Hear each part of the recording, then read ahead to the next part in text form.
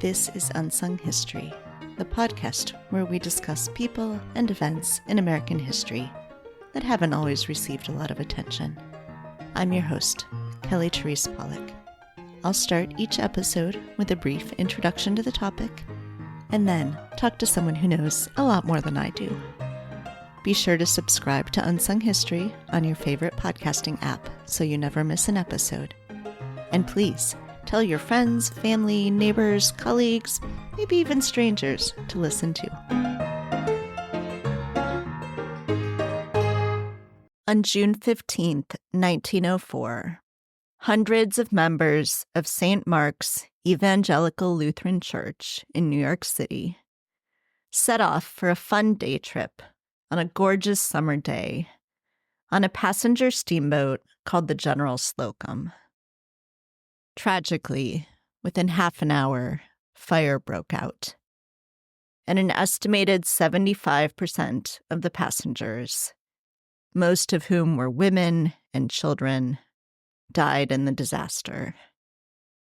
The tragedy highlighted how dangerous it was that most women and girls were not taught to swim, with the New York Daily Tribune writing, quote, "One of the lessons which the General Slokum horror should bring home to every woman and girl in New York City is the desirability of knowing how to swim," unquote. Women and girls agreed, flocking to bathhouses to learn to swim, not just in New York City, but elsewhere in the country as well.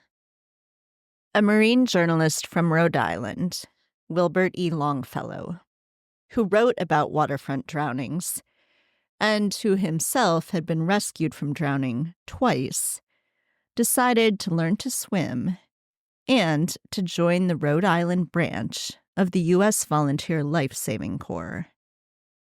By 1905, Longfellow was appointed state superintendent of the Corps and named Commodore. After he reduced the state's drowning rate by half, he was named the national organization's general superintendent in 1910. Commodore Longfellow wanted to get people interested in swimming, and one of his strategies for that was to host water carnivals with races, games, and stunts. To encourage women and girls, Longfellow deliberately included women lifesavers in these carnivals. Around 1920, Longfellow, now heading the Water Safety Education Program for the American Red Cross, started putting on scripted water pageants, complete with costumes and music, but still focusing on the importance of swimming and water safety. The idea of the water pageant caught on, and soon, local YWCAs and universities were hosting their own water pageants.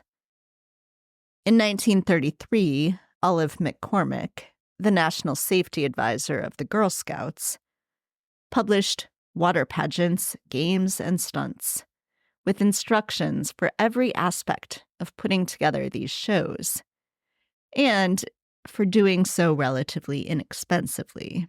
This was during the Great Depression.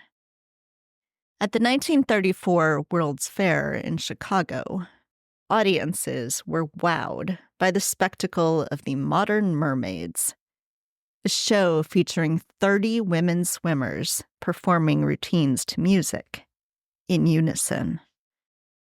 As a press release at the time noted, quote, "For all the world like airplanes in formation, the swimmers dive, turn, show the crawl, breast and backstroke, and finally swim from sight, all to the strains of and in time with music. Every arm is raised at the same instant.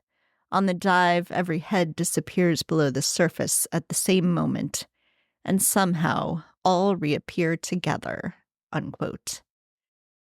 Katherine Curtis, a physical education instructor in the Chicago Public Schools, had been tapped to design an aquatic act to showcase underwater lights in Lake Michigan. and the modern mermaids were what she developed. Curtis had been one of the many physical educators putting on water pageants in the 1920s. But this group swimming act was new to the fair audiences and wildly popular.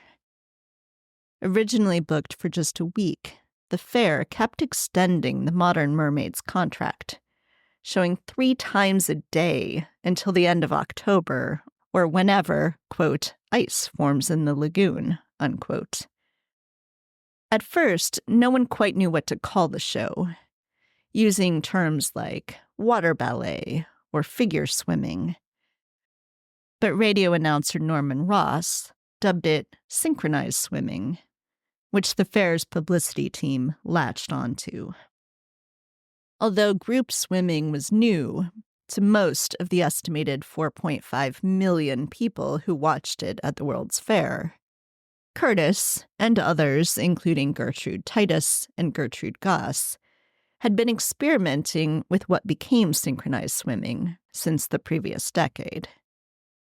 A few years after the fair, Curtis founded co-ed synchronized swimming clubs at 2 colleges where she was instructing. And in May 1939, the 2 teams competed as part of the annual Teachers' Day program in Chicago, in what is now considered the first true synchronized swimming competition. In 1941, the Amateur Athletic Union, AAU, National Convention, voted to make synchronized swimming, albeit with separate men's and women's divisions, a full national-level AAU sport. The United States' entry into World War II at the end of 1941, however, meant that the first national championships didn't take place until several years later. Teams continued to incorporate themes and costumes, leaving many people to question whether synchronized swimming was art or sport. The AAU, which hoped to push for inclusion in the Olympics, revised the rules of the competition in 1953 to set standards for scoring that, while still allowing for creativity, would ensure a focus on technical proficiency. Not everyone in synchronized swimming agreed, and solo champion Beulah Gundling split off from the AAU and founded the International Academy of Aquatic Art, IAAA, with festivals that included fewer rules and merit levels in lieu of scores. Despite the rule change, though, the International Olympic Committee, IOC, wasn't ready to admit synchronized swimming to the Games, with IOC President Avery Brundage scoffing that it wasn't a sport, calling it aquatic vaudeville. After Brundage's term ended, the International Swimming Federation, FINA, proposed the sport to the IOC. It was voted down for the 1980 Games, but finally included in the 1984 Games, with both the solo and pairs events admitted, though not the team event. With the backing of FINA and synchro federations, the IOC admitted the team event for the 1996 Games, at the same time dropping the solo and pairs events. The pairs event was added back into the Olympics for the 2000 Games. In 2024, returning to its roots as a co-ed sport, each Olympic team of 8 swimmers is permitted to include up to 2 men. However, of the 10 teams participating in the Paris Games, none include men. With only a year and a half between the eligibility announcement and the Games, it would have been challenging for any men to be competitive. Even American Bill May, a pioneer of the sport who had dreamed of competing in the Olympics for decades and who tried out for the team. Joining me now to help us learn more about the history of synchronized swimming, which is now called artistic swimming in the Olympics, is writer and master synchronized swimmer Vicki Volosik, author of Swimming Pretty, The Untold Story of Women in Water. Come take a swim in my ocean, dashing and splashing my seas. After you're used to the motion, you'll get on swimming with me. Out in some lighthouse so lonely, we'll start lighthouse keeping soon. If a billow will do for a pillow for you, we can float through a swell honeymoon. Hi, Vicki. Thanks so much for joining me today. My pleasure. Thanks for having me, Kelly. Yeah, so I want to hear a little bit about how you came to write this book. I know you yourself are a synchronized swimmer. We'll talk about that terminology, I'm sure, but how you decided that you wanted to write this book. Well, when I started doing synchronized swimming about 14 years ago, I was also a graduate student in the Johns Hopkins writing program. So I was kind of always looking for story ideas, and I had just endeavored on this very new and big thing in my life, which was joining a synchronized swimming team. So I got interested in the history of the sport and really also some things about being in the sport that made me question and bring up some of the books that would eventually become kind of key questions of the book, like, is it a sport or is it entertainment? Because, I was seeing how difficult it was, but at the same time, we don't wear goggles and we, sacrifice some things that would make us be able to perform our sport better for the sake of aesthetics. So that I realized as I started researching was a question that just went way back, and I found it to be an interesting sort of entry point into the sport. I want to talk a little bit about that research and how you decided where to start the story. You go back pretty far and trace a pretty long history. So how did you sort of figure out where to start this story, how to get into it, what sorts of sources to look at? Sure. Well, it started with Esther Williams just because that was the extent of the knowledge I had at the time. I mean, I didn't really know how much further it went than her, and, very quickly learned about Annette Kellerman, and she's such a fascinating person. And I saw some very interesting similarities between the two of them, that they were both champion athletes before they kind of found greater opportunity in the world of entertainment. But then I got deeper, I realized, well, Kellerman was actually coming from a line of these kinds of performers that dated back to the 1870s, 1880s in England. So, by the time I went back that far, you might as well figure out, well, when did it all start, this sort of performance element of aquatics? So then it kind of became an origin story of the sport. And so I was sort of trying to just track down. It went sort of in my mind from being a history of synchronized swimming to how did it originate and develop into the sport we know today. So that's why I ended up sort of covering such a long band of history, because I was looking at, from the sort of Western culture's re-entry into aquatics, into, carnivals and vaudeville and these different elements that were all part of the story. So what kind of sources did you end up using then? It feels like it must be got different kinds of sources. You've got the things you're looking at in this very early history. And then, as I understand it, you were also talking to people for the more recent history to get more of a sense of what they experienced and that sort of thing.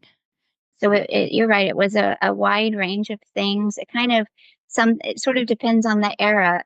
So, for example, the chapter on carnival diving girls, I was fortunate to have a lot of really amazing primary sources from these women themselves, because the International Swimming Hall of Fame is home to scrapbooks of some of these performers, which included their own notes and things like that. And then I also discovered an unpublished memoir of Maud Jamison Gray, whose family was kind enough to allow me to read and share some stories from. So that's just one example. But then there was, the chapter where I get into sort of the development of the earliest form of synchronized swimming when it got its name and became a sport. That was a lot of education journals. So a lot of magazines and the journals that people that were doing education and doing swimming training were reading. I was reading those. So it ranged from scrapbooks to newspaper archives to actual programs from performances and water carnivals from the turn of the century. And then, like you said, doing interviews for people. Like the book goes up to, well, the last chapter goes up to the 96 Olympics. So interviewing people that were involved in that. And then the epilogue to kind of getting us where we are today, interviewing some current athletes, judges. And so, yeah, it was fun. I got to kind of dabble in many different kinds of research. The story, as you tell it, it really is a story of gender and women. The early point that you're able to identify is really men. It's men doing what they call scientific swimming. And then as you trace it forward, it becomes more and more of a women's sport, to the point where today men are the one fighting for inclusion in the sport. Could you talk a little bit about that long history, how we go from this being really something that was being done by men to something where people can't even imagine men doing this sport today? Sure. Well, in the earliest days when men were doing this sort of what would become called scientific swimming in the 1800s, even before that, women simply weren't swimming. So Benjamin Franklin was this accomplished swimmer, and his wife couldn't even swim, which was typical. And women, for a lot of reasons, it wasn't considered proper for them to swim. Even as sea bathing grew in popularity, they were wearing these like just extremely heavy sort of bathing gowns that made it impossible to swim. Whereas the men at their bathing, swimming holes, they were naked and could just go, try things out, learn by trial and error. And women and girls didn't really have that opportunity. And, at the same time, exercise and physical exertion were really frowned upon as we move into the Victorian era for women specifically. So there was just this idea for a long time that women don't do these physical things. This is, physical things, what would become the world of sports, but not yet called that, was an area for men. And so then really that started to switch in the late Victorian era, when some of these sort of swimming performances moved into the worlds of commercial entertainment and variety theater and music halls in England. And the swimming professors, as these professional men performers were called, started teaching their wives and daughters and bringing them into their acts. And audiences, had a clear preference for the female performers. And before long, it was the women performers were much more popular. They were much more successful, and they were the ones being sought after. And by the early 1900s, swimming had sort of transformed into this feminine activity. So it's interesting how it made that switch, largely because of audience preferences and the world of commercial entertainment.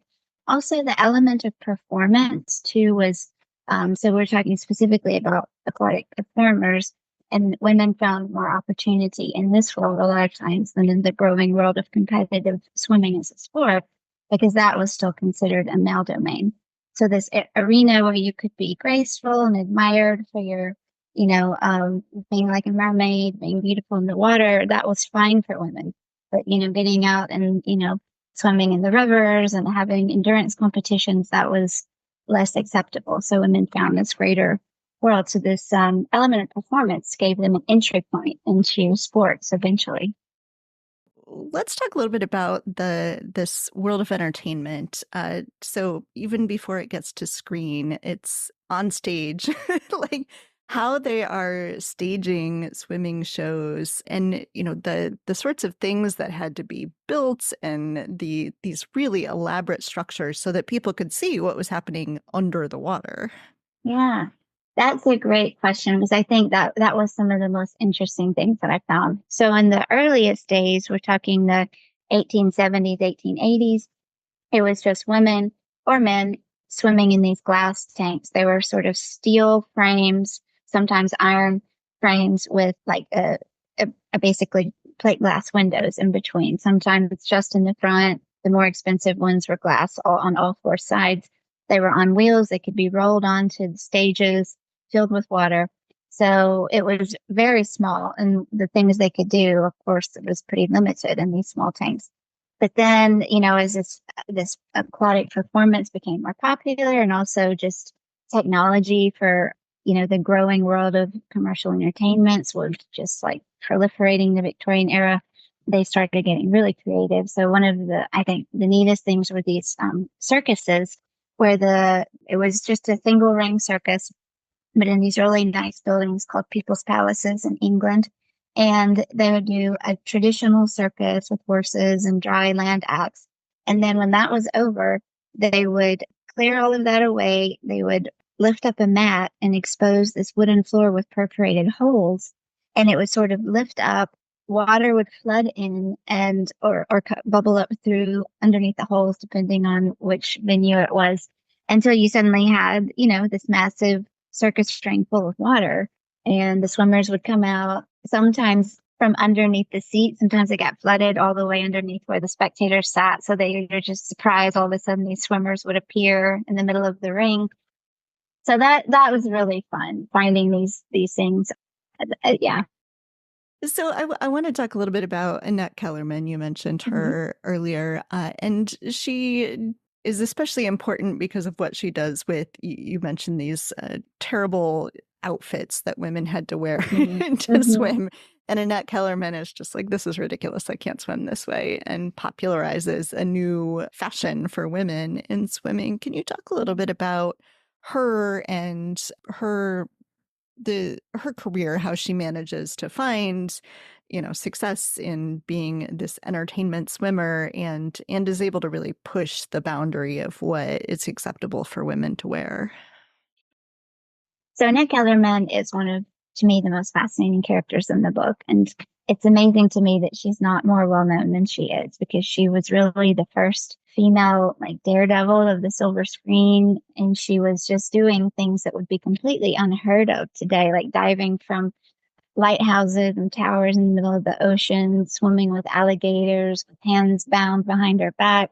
But before that, that was sort of the pinnacle of her fame. Before that, she started out actually in these same circuits as these entertainers we were talking about of the Victorian era, performing in music halls. And then she came to America, and she came just at a great time where variety theater was really becoming vaudeville, which was just a much bigger and more polished world of entertainment.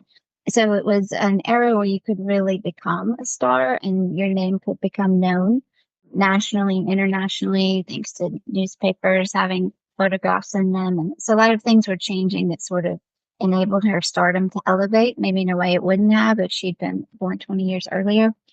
But on top of that, she was just this very accomplished swimmer and an extremely vocal advocate for other women to become swimmers, and not just swimmers, but to sort of take charge of their own physical health and emotional health as well. I mean, I didn't get into that in the book as much, but she was also gave a lot of talks just about sort of, the melees of women at the time, and, how exercise could be a part of that, of just sort of, and nothing extreme. I mean, she would, talk about going for long walks and how much that could be beneficial to women, which even in the Victorian era, that was still sort of like, wow, women weren't doing that.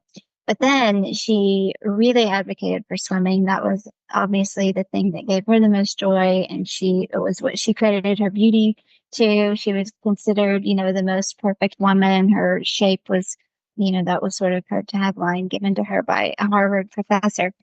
She would tell women, this is how you can achieve that for yourselves as well. So at one of her lectures, and actually she did this more than once, I found examples more than one time, where she would invite women in and she was going to give them the secrets to health and happiness, and which, the secrets were very simple: just eat healthy, exercise, and swim. And she would say, you've got to get rid of the corsets. This is, really hampering your physical development. Your ability to breathe is, you have to be able to breathe to be brave.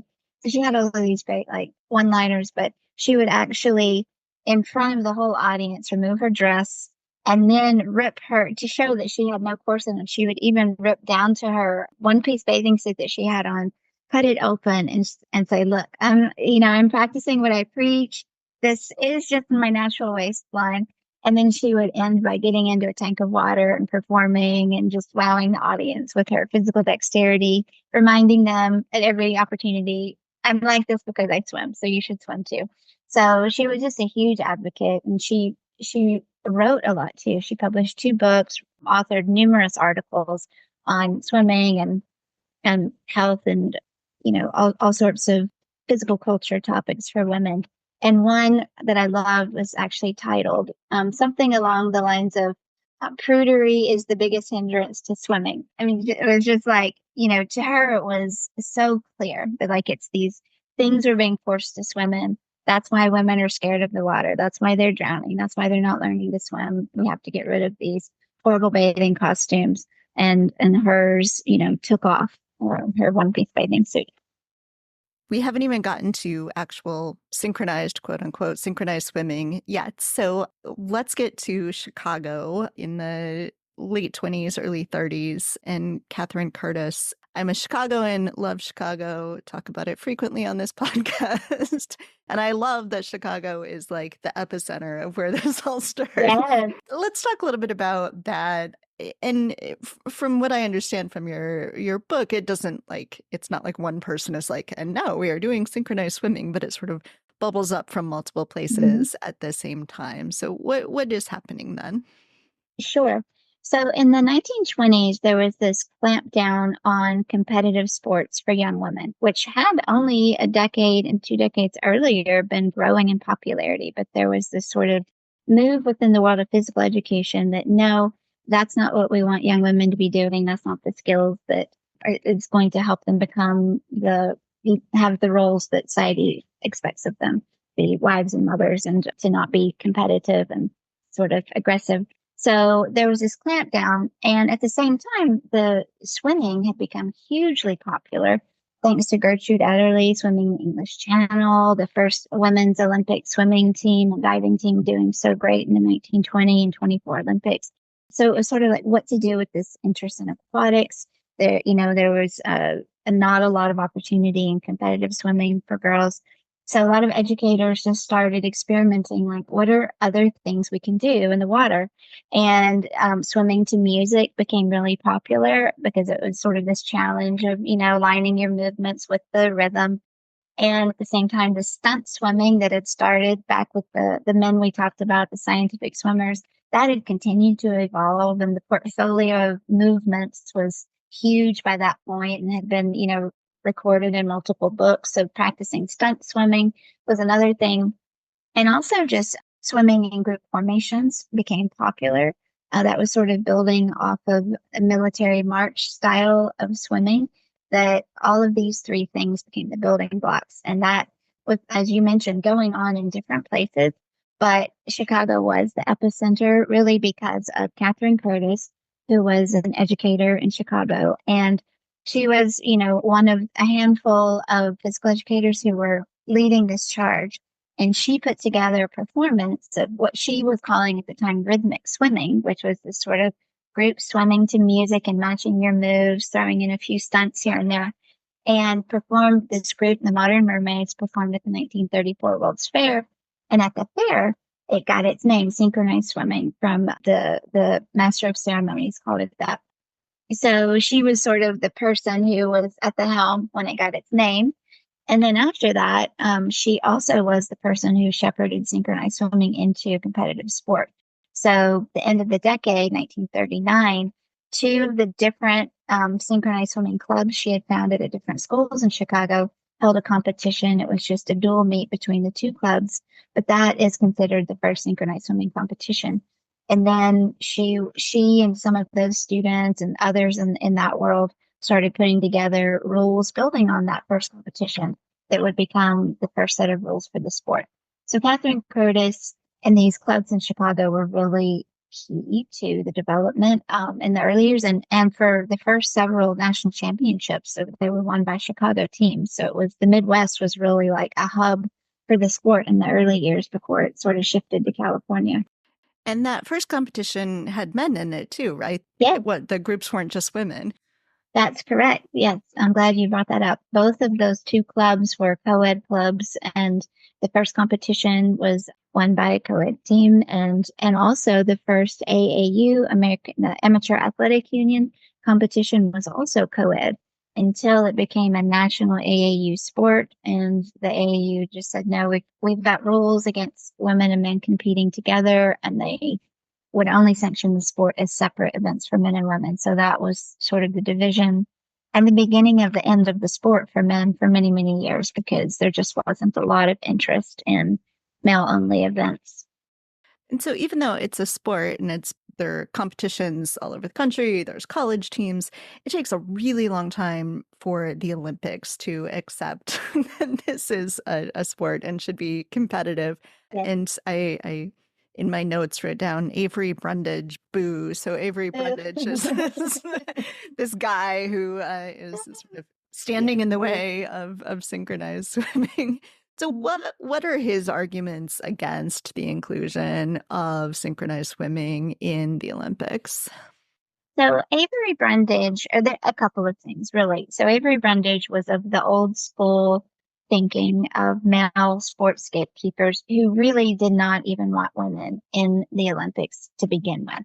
So I mean, they just already from that perspective, he didn't want women there at all. So any new women's, at that point, it was really a women's only sport. He just wasn't interested. Also, there's the element of, a lot of people in that era and still today too think if it doesn't involve a stopwatch or, something that can be quantifiably measured in purely objective terms, then it's not a real sport. If it requires judges, it's not a sport. So he had that against it as well. He also, it had come from a very pageantry past. Water pageants, actually called water pageants, with dialogue and props and costumes, eventually, were the sort of beginning of synchronized swimming. So these women who were doing these, like we were just talking about with Curtis, they were sort of building on these water pageants that were already a performance genre. So it did have this kind of side to it that was very much a showbiz side. So he called it aquatic vaudeville. Later on, as Esther Williams became popular, he just, he would just always dismiss it as these are all Esther Williams wannabes. So he had many reasons, but, the one he would give was the sort of showbiz connections that he didn't like. But he also, he really didn't want women in there anyways. And so then once Avery Brundage is gone, they still have to face the Soviet element. There's like this Cold War element going on. So can you talk about what's happening there? And of course, we've got this whole like the Olympics are going to be in Moscow and people are going to boycott, and then they're going to be in LA and Russians are going to boycott. So what all is happening there? So this was so interesting because you've got synchronized swimming, this women's sport emerging in America. And, since it started in America and America did help the sport spread, but it was really the dominant country by leaps and bounds in the sport. So it was clearly going to win if it became an Olympic sport. Then on the other hand, you have the Soviet Union with a similar kind of sport emerging, which is rhythmic gymnastics. It's remarkable how much their histories align. They started around the same time. They both came from these worlds of performance and then got sort of Olympic ambitions and were both female only. So according to those who were there for the vote, it's really because rhythmic gymnastics was coming up alongside synchronized swimming, and some of the arguments that could be made against it, requiring judges and that sort of thing. Once rhythmic gymnastics passed, then you couldn't really say those same arguments about synchronized swimming, because it's like, well, if it passed for rhythmic gymnastics, then we can make these similar accommodations for synchronized swimming. But it was also just, these two countries, two parts of the world, very much at loggerheads and not wanting either one to have any kind of advantage at the Olympics and in the international sports arena. So it's just interesting that it emerged out of this tension. And ironically, when synchronized swimming was voted in for the 1984 Olympics, which were in Los Angeles, it had not been voted in, as you mentioned, for the 1980 Olympics in Moscow. But when voted in for 84, it was only the duet that was admitted, and the duet event. And so, those in the sport really wanted the team event and also solos, and they kind of tried to push for that. And the only reason that solos were added at the last minute was because the Soviet Union boycotted the 84 games, sort of in retaliation for the U.S. leading a boycott against the 1980 games, which just left all of this airtime to be filled. So they said, okay, fine, just add your solos. So the solos have been voted down by the Soviet bloc, but then their withdrawal from the Olympics were what actually freed up the time at the Olympics to add them. And of course, ironically, the Russians are now the dominant team. Yes, they are by far the dominant team. Yes. So a few years ago, I guess 2017, I think, the name of the sport, we've been calling it synchronized swimming, but it was changed to artistic swimming. Can you talk about the reasons for that? And I understand that the athletes are not universally happy with that change.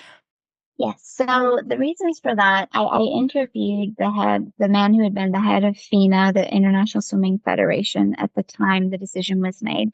And according to him, it was sort of a mandate coming from the IOC and Thomas Bach, the head of the IOC himself, who was watching the sport one day and said, maybe synchronized swimming isn't the best name for the sport. They're doing a lot of things they're doing a lot more. It's about more than synchronization. So I think it came probably from a good place. He thought, there's a lot more to it than this. Now we have these different events where not everyone's doing the same thing at the same time. We have a lot of lifts, and there's even a routine called the combo routine where different groups are doing different things at the same time. So it's not just strict synchronization. So I think that's what he was thinking, but it sort of just, once the idea was put in his head, like, he wanted the sport to have a new name, according to Mark Valescu, and said, come up with a new name. So Mark Valescu, the head of FINA, tasked the technical synchronized swimming committee with coming up with something. And they said, we don't want a new name. And, kind of, he let it lie a little bit. And then the Olympics came back and said, we want a new name. So he pushed for it. And artistic swimming is what they came up with. Different ideas were floated, including rhythmic swimming. And they said, no, that's harkening back directly to the 1930s and what came before. So that was ruled out. But they were hoping artistic swimming would align it with artistic gymnastics, since that has already sort of, of course, proven to be a very dynamic and popular sport.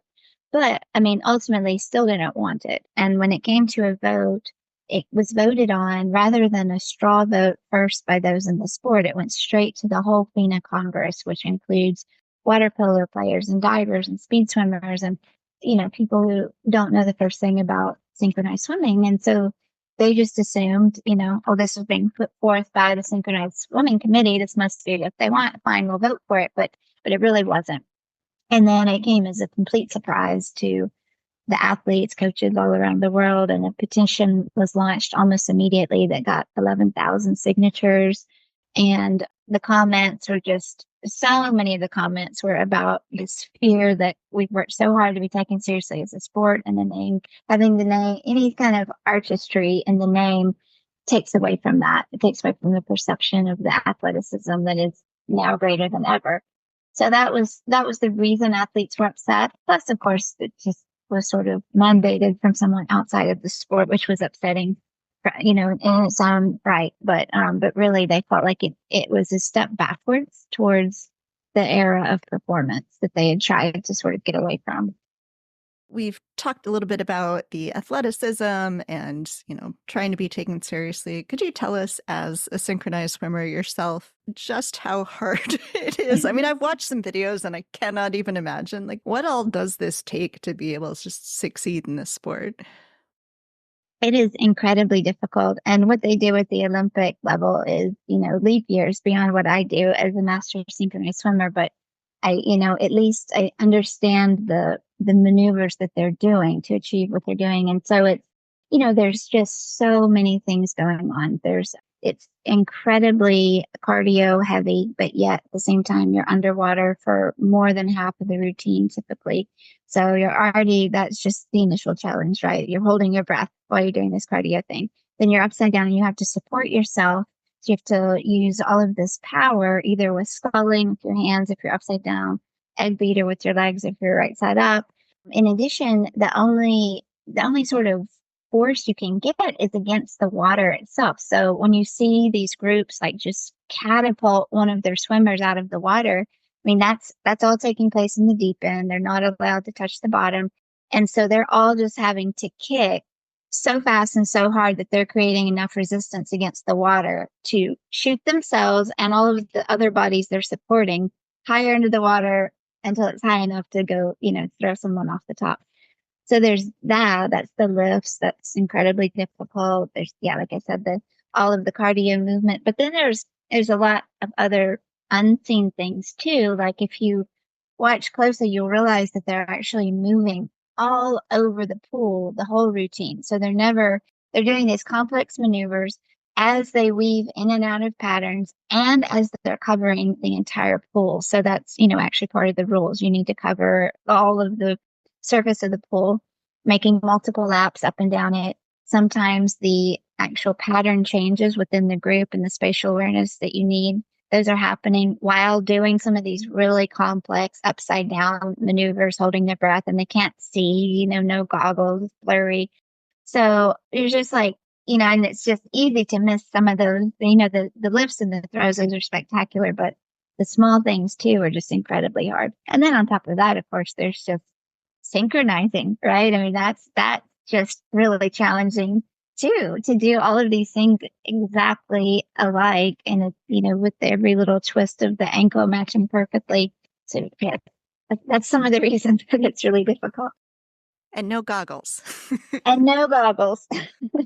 Not at the Olympics. In the league I swim in, they're allowed but frowned upon, but at the Olympics, strictly no goggles.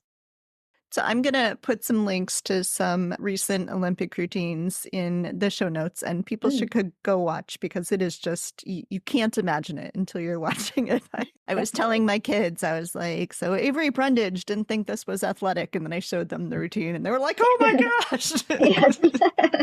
So there is so much more in this book we're not going to get a chance to talk about. Can you tell listeners how they can get a copy? Absolutely. You can get it wherever you buy books, through Amazon, through my publishers, W.W. Norton. Their website links to all of the different places you can get it. But indie booksellers is one of those that's on there, as well as Barnes & Noble and your local bookstore, hopefully. And there's fantastic illustrations and pictures throughout as well. It's a lot of fun illustrations in there. Was there anything else you wanted to make sure we talk about? I think one of the things that I didn't expect when I was writing the book, until it was really coming together in my mind after many years of preparation, was that it's really not just a history of synchronized swimming, but it's a history of women's swimming, because these two were just so incredibly linked. There was just no way to tell the story of synchronized swimming without the story of, women's fight to be taken seriously as athletes, women's fight just to get to be athletes in the first place, and women's fight just to get to swim for their own safety and enjoyment. So there's just so many elements of women's empowerment in this story. So that's something that I was happy to see come together. Well, it's a fantastic book. I hope everyone will go read it. Thank you so much for speaking with me today. Thank you so much, Kelly. It was a pleasure.